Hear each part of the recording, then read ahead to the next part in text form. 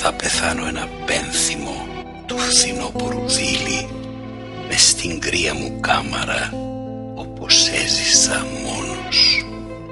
Στην στερνή αγωνία μου τη βροχή δεν ακούω και τους γνώριμους θόρυβους που σκορπάει ο δρόμος.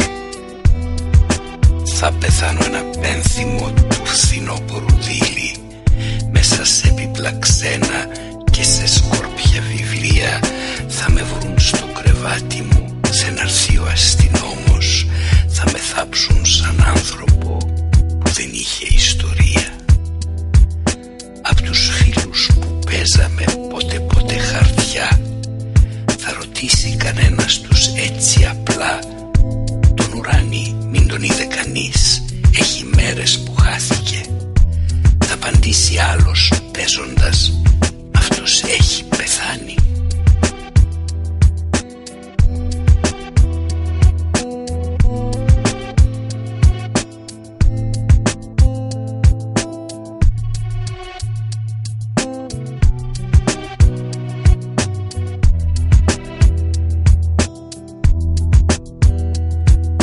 Θα πεθάνω ένα πένθυμο του φθινόπορου δίλη μες στην κρύα μου κάμαρα, όπως έζησα μόνος.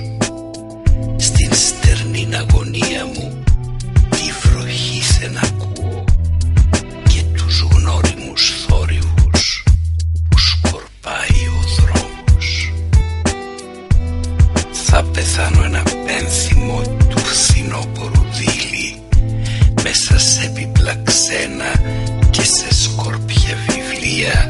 Θα με βρουν στο κρεβάτι μου σε ένα αρθείο αστυνόμος.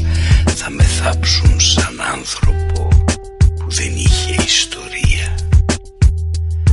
Απ' τους φίλους που παίζαμε πότε χαρτιά θα ρωτήσει κανένας τους έτσι απλά: τον ουράνι μην τον είδε κανείς, έχει μέρες που χάθηκε.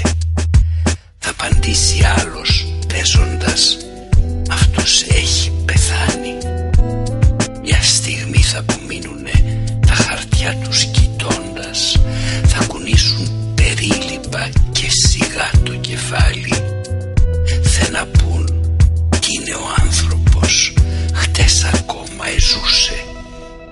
Και βουβοί στο παιχνίδι τους θα βαλθούνε και πάλι.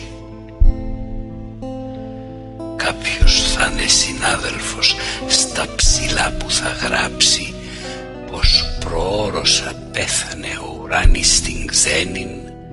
Νέος γνωστός στους κύκλους μας που κάποτε είχε εκδώσει μια συλλογή ποίηματα πολλά υποσχομένη.